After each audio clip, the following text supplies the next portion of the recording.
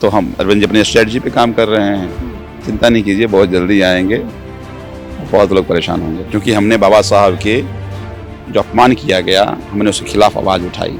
बाबा साहब के चित्र को हटाकर मोदी जी को चित्र लगा दिया गया, इससे हम सब आहत थे। ना केवल उस दिन के 3 दिन का निलंबन, इतनी नफरत बाबा साहब से। सीएजी तो बीजेपी को झूठ को एक्सपोज कर दिया। यहाँ भारतीय जनता पार्टी कांग्रेस दोनों एक सुर मिलाकर बात कर रहे हैं, उनको कोई पूछ भी नहीं रहा।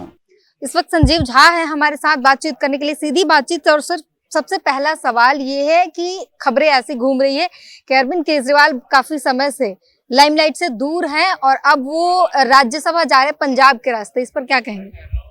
ये किसने कहा है? कहाँ से न्यूज है ये? कौन लोग हैं ये? मुझे पता नहीं चलता। अब इस तरह की बातों का जवाब देना भी ठीक नहीं। ये कयास जो कयास लगाने वाले लोग मिल जाएं तो मैं फिर आपको जवाब दे दूं उनको पूछ के, तो ये ऐसे ही बिना सिर पैर की न्यूज है। सवाल तो ये भी खड़े होंगे ना कि कितने समय तक वो लाइमलाइट से दूर रहेंगे, और लाइमलाइट से ज्यादा दूर रहेंगे तो फिर जनता भूल जाएगी उन्हें। सबकी अपनी स्ट्रेटजी होती है काम करने की, हमारी वो स्ट्रेटजी है। तो हम अरविंद जी अपनी स्ट्रेटजी पे काम कर रहे हैं, चिंता नहीं कीजिए, बहुत जल्दी आएंगे। बहुत लोग परेशान होंगे। अच्छा, डिप्टी स्पीकर की चुनाव होने वाले हैं, आप लोग निलंबित हैं, क्या रणनीति रहने वाली है कल की? देखिए, बड़ा ही दुर्भाग्य है। ये निलंबन क्यों है? क्योंकि हमने बाबा साहब के जो अपमान किया गया, हमने उसके खिलाफ आवाज उठाई। बाबा साहब के चित्र को हटाकर मोदी जी को चित्र लगा दिया गया, इससे हम सब आहत थे।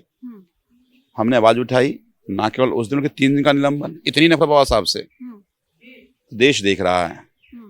ये जिस कुर्सी पर बैठकर स्पीकर ऑर्डर कर रहे थे ना, वो बाबा साहब के संविधान के कारण है, बाबा साहब की बनाई गई व्यवस्था के कारण है। तो बाबा साहब से अगर नफरत करोगे तो तुमको उनकी व्यवस्था और उनके बनाए हुए संविधान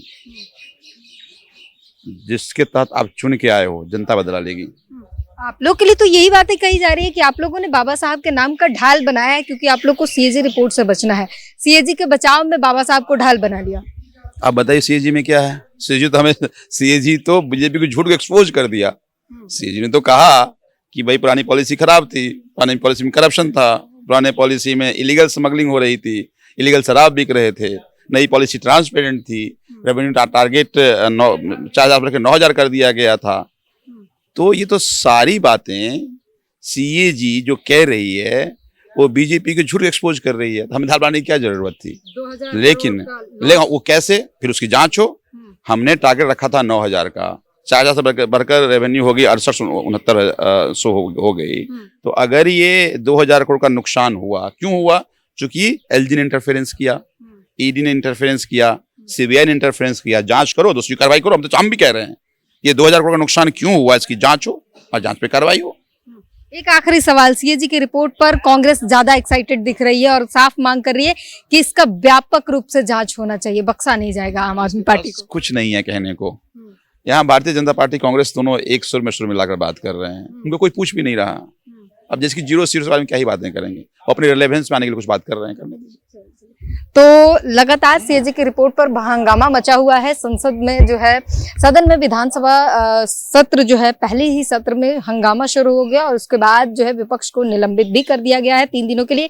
डिप्टी स्पीकर की चुनाव होने हैं, ऐसे में विपक्ष जो है निलंबित है और साफ साफ ये कहना है कि ये संविधान और संविधान निर्माता का अपमान है, सदन का भी अपमान है और लगातार विपक्ष हमलावर हो रहा है भाजपा पर, स्पीकर पर। इस पूरी बातचीत पर अपनी प्रतिक्रिया जरूर दीजिए। कैमरामैन संतोष के साथ ब्यूटी गिरी, न्यूज वॉच भारत।